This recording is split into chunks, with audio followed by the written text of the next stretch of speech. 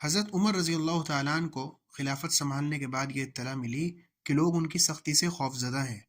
تو انہوں نے لوگوں کو جمع کر کے ایک تقریر کی جس میں حمد و ثنا کے بعد فرمایا کہ مجھے یہ اطلاع ملی ہے کہ لوگ میری سختی سے خوفزدہ ہیں اور وہ مجھ سے ڈرتے ہیں۔ ان کا کہنا یہ ہے کہ عمر اس وقت بھی ہم پر سختی کرتا تھا جب آپ صلی اللہ علیہ وسلم ہمارے درمیان موجود تھے، اور اس وقت بھی جب کہ حضرت ابو بکر خلیفہ تھے۔ اب تو تمام اختیارات اس کے پاس چلے گئے ہیں، اب تو نہ جانے اس کی سختی کا کیا ہی حال ہوگا۔ تو سن لیجئے کہ جس شخص نے بھی یہ بات کہی اس نے سچ کہا۔ میں آپ صلی اللہ علیہ وسلم کے ساتھ تھا تو بھی آپ کا غلام اور خادم رہا، یہاں تک کہ آپ بحمد اللہ مجھ سے راضی ہو کر دنیا سے تشریف لے گئے،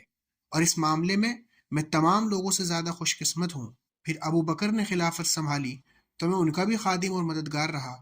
میں نے اپنی سختی کو ان کی نرمی کے ساتھ ملائے رکھا،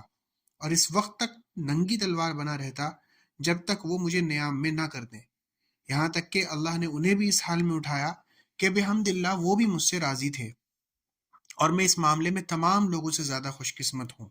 اب مجھے تمہارے معاملات سونپے گئے ہیں، یاد رکھو کہ اب اس سختی میں کئی گنا اضافہ ہو گیا، لیکن یہ صرف ان لوگوں کے لیے ہے جو مسلمان پر ظلم اور زیادتی روا رکھیں،